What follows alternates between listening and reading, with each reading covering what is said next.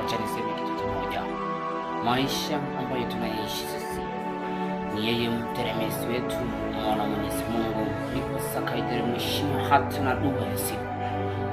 Sasa hizi tunapoamka hatuwezi sema hata asante Mwenyezi Mungu kwa kunipatia uhai tena na siku nyingine, kwa sababu kuna watu hospitalini shindwa hata kuamka peke yake. Kuamka peke yake inakuwa kizungumkuti, lakini wewe ambao umeamka uko salama, unafanya kila kitu, uweze hata kumshukuru Mwenyezi Mungu. Acha nikwambie kitu kimoja, mimi ninapenda kusema ukweli, na ukweli utaniweka mimi huru. Najua hakuna haja tudanganyane kwamba eti wote tunangoja siku ya Bwana atakapokuja atatuenda wote mbinguni.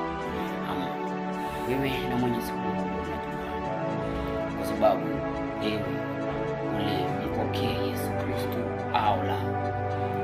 Siku ya Kiyama kuna vitabu viwili vitafunguliwa. Kuna kitabu ambayo ni ya uzima na kitabu ambayo ni ya uzima.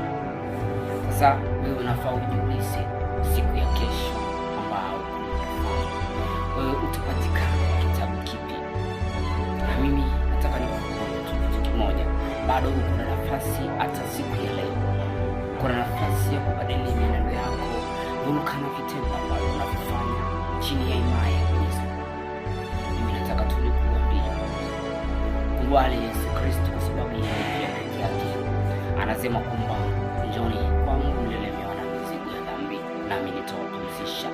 Pia akasema tena, mtoka kumwomba yeye kitu kwa maombi ama kwa jina lake, yeye atalifanya na atalifanya iwe yako. Pengine nimalizie tu papo hapo, lakini wewe ujue njia ni mbili. Kuna njia pana na kuna njia finyu.